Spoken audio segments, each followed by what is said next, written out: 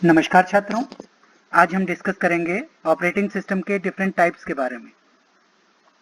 यदि हम बात करें ऑपरेटिंग सिस्टम में जो प्रोसेसिंग के आधार पर वर्गीकरण की, तो प्रोसेसिंग के तरीके के आधार पर ऑपरेटिंग सिस्टम को निम्न कैटेगरीज में या निम्न प्रकार से वर्गीकृत किया जा सकता है। जो सबसे पहले ऑपरेटिंग सिस्टम्स आए थे वे बैच प्रोसेसिंग पे आधारित थे। उसके बाद में हम बात कर सकते हैं मल्टी प्रोग्रामिंग की, मल्टी टास्किंग की और मल्टी प्रोसेसिंग ऑपरेटिंग सिस्टम की। और हम ये भी जानने की कोशिश करेंगे कि इन ऑपरेटिंग सिस्टम में डिफरेंस क्या क्या है। तो सबसे पहले हम शुरुआत करते हैं बैच प्रोसेसिंग के साथ में। बैच प्रोसेसिंग, जैसा कि इसके नाम से ही विदित है, बैच का मतलब कुछ ग्रुप्स बनाना। जैसे स्टूडेंट्स के बैच बनाए जाते हैं, बैच ए, बैच बी, उसी प्रकार से किसी सिस्टम में या किसी ऑपरेटिंग सिस्टम में एक ही प्रकार के जो जॉब्स हैं उनके बैच बना दिए जाते हैं। अर्थात मान लीजिए कोई डेटा प्रोसेसिंग से रिलेटेड जॉब्स हैं तो उनका अलग बैच बना दिया जाएगा। अगर किसी और प्रोसेसिंग से जैसे रियल टाइम से रिलेटेड कोई जॉब्स हैं उनका अलग बैच बना दिया जाएगा। तो जॉब्स का जो नेचर है उसके आधार पर उनके अलग अलग बैचेस बना दिए जाते हैं। उसके बाद में उस बैच को एक पंच कार्ड में स्टोर कर दिया जाता है और उस पंच कार्ड को ऑपरेटर को दिया जाता है। अब जो ऑपरेटर होता है वो पंच कार्ड को कंप्यूटर को प्रोसेसिंग के लिए देता है। कंप्यूटर तब उस पंच कार्ड में जितने भी जॉब्स हैं उनको बैच के आधार पर क्रमबद्ध तरीके से FCFS मैनर में प्रोसेस करता है। अर्थात बैच 1 अगर पहले आया है तो पहले बैच 1 पूरा होगा, फिर बैच 2 पूरा होगा, फिर बैच 3 पूरा होगा और हर बैच के अंदर अलग अलग जॉब्स हो सकते हैं। इस ऑपरेटिंग सिस्टम की सबसे बड़ी परेशानी यह थी कि इसमें यूजर के साथ में कोई भी सीधा संवाद नहीं था या डायरेक्ट इंटरेक्शन नहीं था। अतः अगर किसी पर्टिकुलर बैच के किसी जॉब में परेशानी हो गई या कोई इसमें गड़बड़ी आ जाती है तो उस पर्टिकुलर बैच के सभी जॉब उससे अफेक्टेड होते थे। अर्थात अगर एक जॉब पूरा नहीं हुआ है तो उस पर्टिकुलर बैच को पूरा करना संभव नहीं हो पाता था और उस बैच के अन्य जॉब्स को तब तक वेट करना पड़ता था जब तक कि वह गड़बड़ी सही नहीं हो जाती। दूसरा जो अगर हम बात करें इसके यूज की, तो बैच प्रोसेसिंग जो थी वो मेन फ्रेम कंप्यूटर के साथ में काम में आती थी। अर्थात जो शुरुआती दिनों में कंप्यूटर्स थे, मेन फ्रेम बेस्ड कंप्यूटर्स, उनके साथ बैच प्रोसेसिंग को काम में लिया जाता था। लेकिन यदि हम आधुनिक जो पर्सनल कंप्यूटर्स हैं उनकी बात करें तो उन पर्सनल कंप्यूटर के जितने भी एप्लीकेशन है या अनुप्रयोग हैं उनमें अधिकांशतः हमें यूजर इंटरेक्शन की आवश्यकता रहती है और इसी कारण बैच प्रोसेसिंग आजकल के जो पर्सनल कंप्यूटर्स हैं उनके लिए उपयुक्त नहीं है।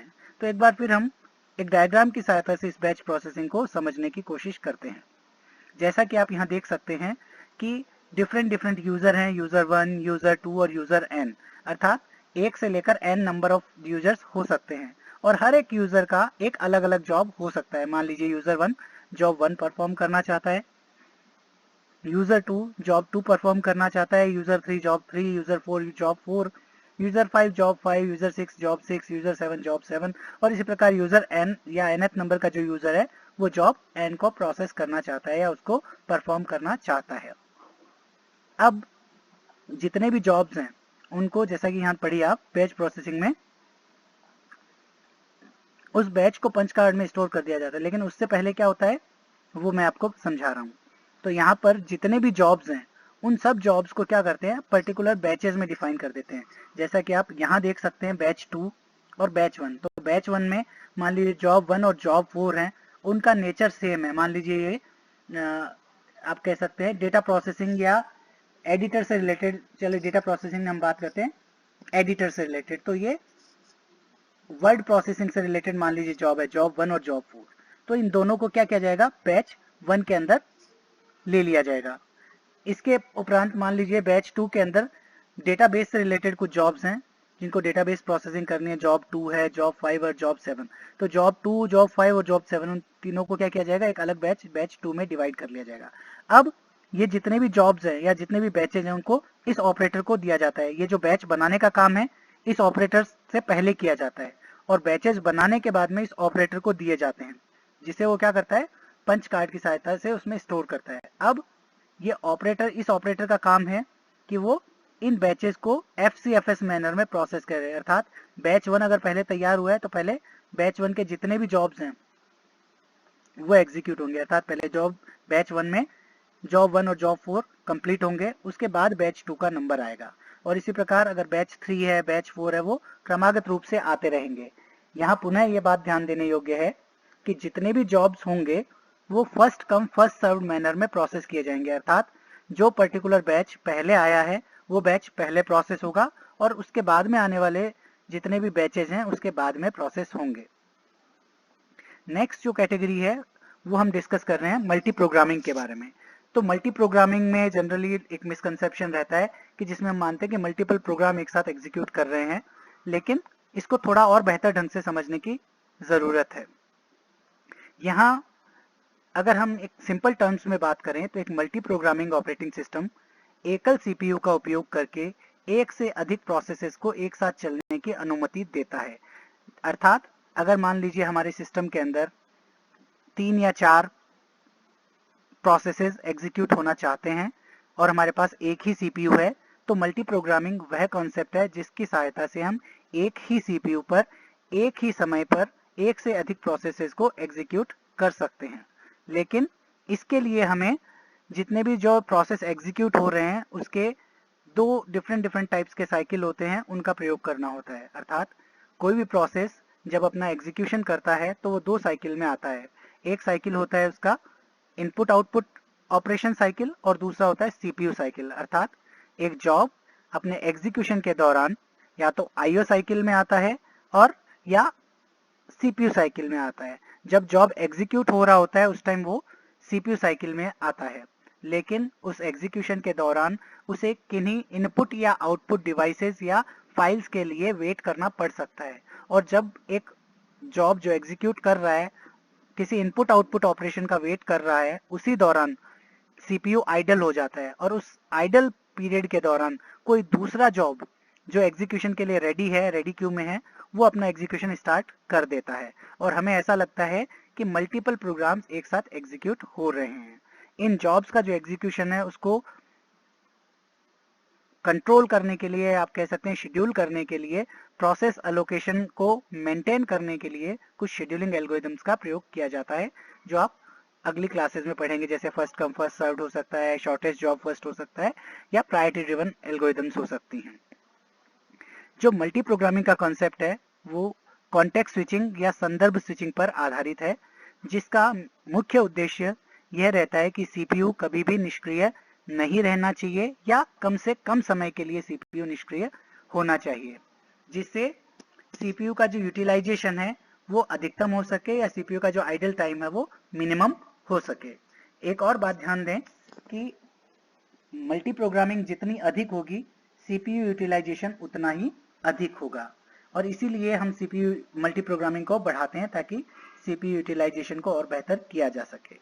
पुनः मैं रिपीट कर देता हूं कि कोई भी प्रोसेस जब एग्जीक्यूट करता है तो वो 2 साइकिल्स के अंदर एग्जीक्यूट होता है। पहला होता है सीपीयू साइकिल और दूसरा होता है input output cycle. CPU cycle में प्रोसेस सीपीयू का प्रयोग कर रहा होता है, जबकि इनपुट आउटपुट के दौरान वह इनपुट आउटपुट का वेट कर रहा होता है और उस इनपुट आउटपुट के वेटिंग के दौरान ही कोई जो दूसरा प्रोसेस वो सीपीयू को यूज करते हुए एग्जीक्यूट होना स्टार्ट कर देता है। ओएस एक समय में एक प्रोग्राम का हिस्सा ही निष्पादित करता है, उसके बाद दूसरे प्रोग्राम का हिस्सा निष्पादित करता है। हिस्से का मतलब है जब कोई प्रोसेस सीपीयू को यूज कर रहा है या सीपीयू साइकिल में एग्जीक्यूट हो रहा है। यह प्रक्रिया निरंतर पीसीबी अर्थात प्रोसेस कंट्रोल ब्लॉक या प्रक्रिया नियंत्रण ब्लॉक में एक कंटिन्यूअस मैनर में चलती रहती है और जितने भी प्रोसेस जो एग्जीक्यूट हो रहे हैं उनकी स्टेट्स को ये प्रिजर्व करता है या संरक्षित करता है, ताकि जब भी प्रोसेस दोबारा अपना एग्जीक्यूशन स्टार्ट करे तो उसी स्टेट से एग्जीक्यूशन पुनः स्टार्ट कर पाए। इसको हम इस डायग्राम से समझ सकते हैं। यहाँ आप देख सकते हैं कि सेकेंडरी स्टोरेज है, सीपीयू है और कुछ जॉब्स हैं। तो जो मेन जॉब जब भी एग्जीक्यूट करते हैं उस टाइम वो आपको मैंने पहले भी बताया है कि वो जॉब जब भी एग्जीक्यूट होते हैं वो मेन मेमोरी के अंदर रहते हैं। यहाँ हम देख सकते हैं कि जो जॉब ए है पहले एग्जीक्यूट होना स्टार्ट करता है, लेकिन जैसे ही job A input output operation के लिए, जैसा आप यहाँ देख सकते हैं, जैसे ही job A input output operation के लिए वेट करना स्टार्ट करता है, अर्थात कोई भी फाइल्स को सेकेंडरी स्टोरेज से उठाने की कोशिश करता है या इनपुट आउटपुट डिवाइसेस का वेट कर रहा होता है अपने एग्जीक्यूशन को कंटिन्यू करने के लिए, उसी दौरान सीपीयू आइडल हो जाता है। और जैसे ही सीपीयू आइडल होता है, यहाँ पे जो जॉब बी है, ये देखिए यहाँ जॉब बी है, वो एग्जीक्यूशन स्टार्ट कर देता है और सीपीयू का यूटिलाइजेशन करने लगता है। जबकि यहाँ हम देख सकते हैं जॉब सी, डी, ई और एफ, ये जो चारों जॉब है वो अभी भी सीपीयू के लिए वेट कर रहे हैं। तो यही मल्टी प्रोग्रामिंग का मेन कॉन्सेप्ट है। नेक्स्ट जो टास्क है, नेक्स्ट जो ऑपरेटिंग सिस्टम है वो है मल्टीटास्किंग ऑपरेटिंग सिस्टम। यह multitasking operating system multi programming का ही एक एक्सटेंशन है या उसका ही एक विस्तार है। मल्टीटास्किंग ऑपरेटिंग सिस्टम में एक साथ कई प्रोसेसेस या टास्क को एक ही समय में कई सीपीयू का उपयोग करने की अनुमति होती है। पुनः मैं रिपीट कर रहा हूं, मल्टी प्रोग्रामिंग में सीपीयू एक ही होता है, जबकि अलग अलग प्रोसेसेस एग्जीक्यूट हो सकते हैं एक ही समय पर। लेकिन मल्टी प्रोग्रामिंग का जो एक्सटेंशन है मल्टीटास्किंग, उसमें नंबर ऑफ सीपीयू एक से ज्यादा हो सकते हैं। मल्टी प्रोग्रामिंग जो थी, जैसा कि आपने वहां देखा था, किस कंसेप्ट पे आधारित थी कि सीपीयू का जो आइडल टाइम है वो मिनिमाइज करें या सीपीयू यूटिलाइजेशन को मैक्सिमाइज करें। लेकिन मल्टीटास्किंग की जो अवधारणा है वो टाइम शेयरिंग पर बेस्ड होती है, क्योंकि मैक्सिमम अगर हम चाहते हैं कि जो मैक्सिमम जो वर्क है वो प्रोसेस हो या अधिकतम कार्य निष्पादित हो, उसके लिए एक नियमित अंतराल पर, एक स्पेसिफिक ड्यूरेशन पर जो हमने प्रायोरिटी उसकी फिक्स की है, उस प्रायोरिटी के अनुसार प्रोसेसेस या टास्क को स्विच किया जा सकता है। अर्थात पहले प्रोसेस ए एग्जीक्यूट होगा 10 सेकंड के लिए मान लीजिए, फिर 10 सेकंड के लिए, अगले 10 सेकंड के लिए प्रोसेस बी, फिर अगले 10 सेकंड के लिए प्रोसेस सी, फिर अगले 10 सेकंड के लिए प्रोसेस डी। फिर अगर कोई प्रोसेस का पार्ट बचा हुआ है तो उसको अगले साइकिल का वेट करना पड़ेगा। मल्टीटास्किंग ऑपरेटिंग सिस्टम में यूजर्स को प्रोग्राम या प्रोसेसेस द्वारा प्रतिस्थापित किया जाता है। प्रतिस्थापित का मतलब है कि अगर एक जॉब एग्जीक्यूट कर रहा है तो उसको प्रीम्प्ट किया जाता है, उसको फोर्सफुली उससे रिसोर्सेज लिए जाते हैं और किसी दूसरे जॉब को वो रिसोर्सेज दे दिए जाते हैं। ठीक है, तो यहाँ हमारा जो रिसोर्स होगा वो कौन सा होगा? सीपीयू। अर्थात एक प्रोसेस को कुछ निश्चित समय के लिए, जैसे मान लीजिए मैंने फिर बोला 10 मिली सेकेंड के लिए या 10 सेकेंड के लिए सीपीयू दे दिया गया। जैसे ही उसने 10 मिली सेकेंड उस सीपीयू का यूज किया, उस प्रोसेस से सीपीयू ले लिया जाता है और किसी अन्य प्रोसेस को वो सीपीयू अगले 10 मिली सेकेंड के लिए दे दिया जाता है और इसी प्रकार यह प्रक्रिया निरंतर चलती रहती है। यह प्रक्रिया इतनी तेजी से होती है कि ऐसा प्रतीत होता है कि जैसे एक ही समय पर कई कार्य एक साथ निष्पादित या प्रोसेस या एग्जीक्यूट हो रहे हैं, जबकि वास्तव में वो एक निश्चित छोटे अंतराल, जैसे मिली सेकेंड्स का अंतराल हो सकता है जो 10 मिली सेकेंड 5 मिली सेकेंड होता है, उन पर स्विच करते रहते हैं। यहाँ आप देख सकते हैं इस डायग्राम में कुछ डिफरेंट प्रोसेसेस हैं। पहला मान लीजिए है वर्ड प्रोसेसर, ईमेल है, वेब ब्राउजर है और एंटीवायरस है। और यहाँ ऑपरेटिंग सिस्टम है, एक ही सीपीयू है, सीपीयू कोर एक से ज्यादा हो सकती है, एक से ज्यादा सीपीयू भी हो सकते हैं। तो मान लीजिए पहले वर्ड प्रोसेसर 10 मिली सेकेंड के लिए एग्जीक्यूट होगा, उसके बाद में ईमेल वाला जो प्रोग्राम है वो 10 मिली सेकेंड के लिए, फिर वेब ब्राउजर वाला, फिर एंटीवायरस वाला 10 मिली सेकेंड के लिए।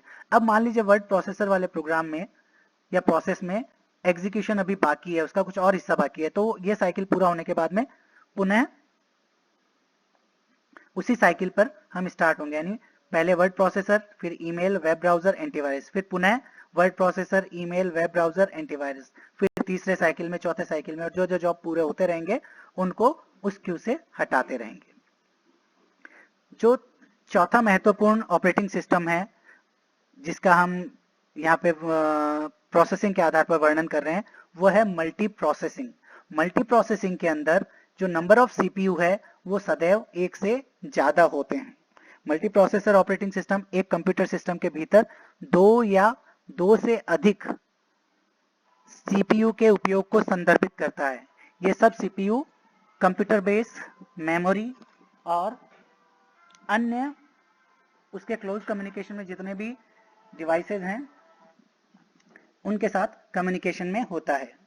मल्टी प्रोसेसिंग सिस्टम सिमेट्रिक या एसिमेट्रिक हो सकता है, लेकिन हम यहाँ पहले बात कर रहे हैं सममित या सिमेट्रिक मल्टी प्रोसेसिंग मॉडल की। इसमें प्रत्येक प्रोसेसर ऑपरेटर सिस्टम की एक समान प्रतिलिपि या इक्वल कॉपी चलाता है और ये जो जितनी भी कॉपीज हैं वो क्या करती हैं, सारी की सारी एक दूसरे के साथ सेम कैपेसिटी में कम्युनिकेट करती है या संवाद करती है। अर्थात अगर मान लीजिए किसी ऑपरेटिंग सिस्टम में 4 कह सकते हैं आप सीपीयू हैं, तो चारों सीपीयू एक ही समान कार्य करेंगे। एक सीपीयू से कुछ कार्य एक सीपीयू को दे दिया जाएगा, कुछ कार्य दूसरे सीपीयू को, कुछ कार्य तीसरे सीपीयू को और कुछ कार्य चौथे सीपीयू को, और चारों के बीच में वो कार्य डिवाइड होकर चलता रहेगा। इससे कंप्यूटर की स्पीड बेहतर हो जाएगी। इस प्रकार के सिस्टम का उपयोग तब किया जाता है जब बड़ी मात्रा में डेटा को संसाधित करने के लिए बहुत अधिक गति की आवश्यकता होती है। जैसा कि मैंने बताया कि अगर एक से ज्यादा सीपीयू होंगे तो जो डिफरेंट का वर्क हमें करने हैं वो अलग अलग काम अलग अलग सीपीयू को दे दिए जाएंगे और एक साथ तीव्र गति से सारा काम संभव होगा। यह है मल्टी प्रोसेसिंग सिस्टम। असीमित मल्टी प्रोसेसिंग मॉडल में भी हो सकते हैं, अर्थात ये दो टाइप के हो सकते हैं, सिमेट्रिक मल्टी प्रोसेसिंग मॉडल और एसिमेट्रिक मल्टी प्रोसेसिंग मॉडल, जिसको हम अगले डायग्राम में समझेंगे। इन प्रणालियों का उपयोग सामान्यतया उन वातावरण में किया जाता है जहां पर हमें बड़ी मात्रा में डेटा को संसाधित करना हो, जैसे कि उपग्रह नियंत्रण है, मौसम का पूर्वानुमान है, जहां पर पल पल डेटा बदलता रहता है और उसके बहुत बड़ी मात्रा में डेटा को हमें संसाधित करना होता है। यहाँ हम देख सकते हैं इस मॉडल में कि यहाँ पर दो मॉडल हमें दिखाए गए हैं। पहला है सिमेट्रिक मल्टी प्रोसेसिंग मॉडल, जिसमें जो शेयर्ड मेमोरी पे बेस्ड है, और दूसरा है एसिमेट्रिक मल्टी प्रोसेसिंग। जो सिमेट्रिक मल्टी प्रोसेसिंग मॉडल होता है उसमें जितने भी सीपीयू हैं, जैसे यहाँ हमारे एग्जांपल में 3 सीपीयू हैं, सीपीयू 1, सीपीयू 2 और सीपीयू 3, और यहाँ 3 प्रोसेस है P1, P2, P3। तो ये तीनों जो प्रोसेस हैं वो मान लीजिए सीपीयू 1 का, मान लीजिए इसमें एक प्रोसेस को हमने सीपीयू 1 को दे दिया, एक प्रोसेस को सीपीयू 2 को दे दिया और एक प्रोसेस को सीपीयू 3 को दे दिया, तो कुछ ही कम समय में तीनों जो प्रोसेस हैं वो एग्जीक्यूट हो जाएंगे और तीव्र गति से हमारा काम हो पाएगा। यहाँ पर चाहे हम सीपीयू 1 की बात करें, सीपीयू 2 की बात करें या सीपीयू 3 की बात करें, तीनों के अंदर कोई विभेद नहीं होता है। अगर यहाँ पर सीपीयू 1 किसी कारण से कार्य करना बंद कर दे या कोई प्रॉब्लम उसमें आ जाती है तो वह कार्य सीपीयू 2 और सीपीयू 3 की मदद से संपादित किया जा सकता है। यदि 1 और 2 दोनों खराब हो जाते हैं तो सीपीयू 3 की मदद से किया जा सकता है, अर्थात तीनों सेम कैपेसिटी में काम करते हैं।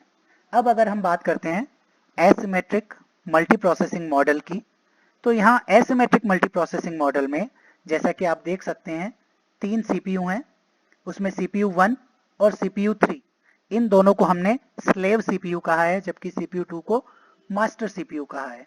तो यहाँ पर ये तीनों जो सीपीयू हैं वो अलग अलग कैपेसिटी में काम करते हैं और इनके बीच में मेमोरी शेयर्ड नहीं होती है। यहाँ पर यदि ये जो मास्टर सीपीयू है वो इन स्लेव सीपीयू पे अपना कंट्रोल रखता है। मास्टर का मतलब मालिक और स्लेव का मतलब गुलाम। तो ये जो मास्टर है वो इन दोनों स्लेव सीपीयू को कंट्रोल करता है।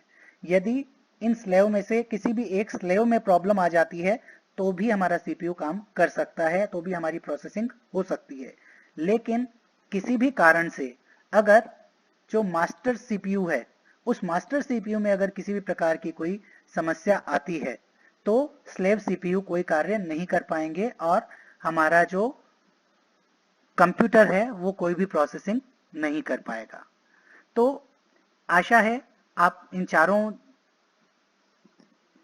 ऑपरेटिंग सिस्टम्स के बारे में अच्छे से समझ पाए होंगे। पुनः मैं रिपीट कर दूं, पहला ऑपरेटिंग सिस्टम हमने डिस्कस किया था बैच प्रोसेसिंग, जिसमें जॉब्स के बैचेस बनाए जाते हैं। उन बैचेस के जो पर्टिकुलर एक ही प्रकार के जॉब्स को एक बैच में रखा जाता है, उन्हें ऑपरेटर की सहायता से पंच कार्ड के माध्यम से FCFS मैनर में एग्जीक्यूट किया जाता है, first come first serve manner में। दूसरा मॉडल था मल्टी प्रोग्रामिंग, जो सीपीयू साइकिल और इनपुट आउटपुट साइकिल के बेसिस पे काम करता है।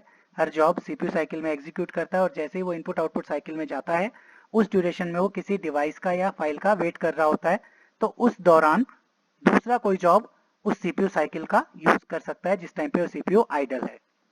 तीसरा था मल्टीटास्किंग। मल्टीटास्किंग में टाइम शेयरिंग का कॉन्सेप्ट था कि जितने भी जॉब्स आएंगे वो क्रमागत रूप से एग्जीक्यूट होंगे, लेकिन उन सबको समान समय के लिए सीपीयू अलोकेट होगा। जब वो अपना पहला साइकिल पूरा कर लेंगे तो उनका जो बचा हुआ एग्जीक्यूशन है वो नेक्स्ट साइकिल में एग्जीक्यूट होगा। और जो चौथा ऑपरेटिंग सिस्टम हमने डिस्कस किया है वो है मल्टी प्रोसेसिंग ऑपरेटिंग सिस्टम। इसके अंदर एक से ज्यादा सीपीयूज का प्रयोग किया जाता है और जितने भी सीपीयू हैं वो, अगर सिमेट्रिक मल्टी प्रोसेसिंग की बात करें तो उसमें जितने भी सीपीयू हैं वो सेम कैपेसिटी में वर्क करते हुए प्रोसेसेस को एग्जीक्यूट करेंगे, जिससे कि प्रोसेसिंग स्पीड बेहतर हो जाएगी और कार्य अधिक तीव्रता से संपन्न हो जाएगा।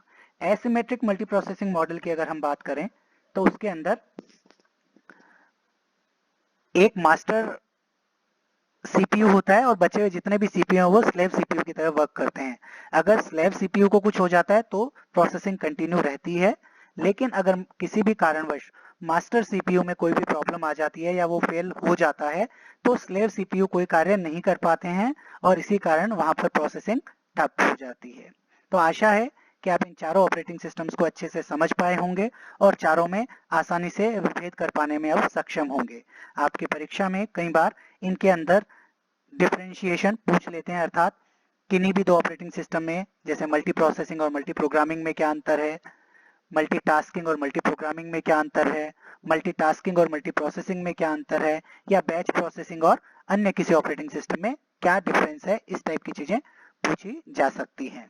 तो आशा है आपने इस लेक्चर में बेहतर ढंग से इन सभी ऑपरेटिंग सिस्टम्स के बीच में विभेद करना सीखा होगा। आगे भी आप कंटिन्यूअसली लेक्चर्स लेते रहें, घर पे रहें, सेफ रहें। धन्यवाद।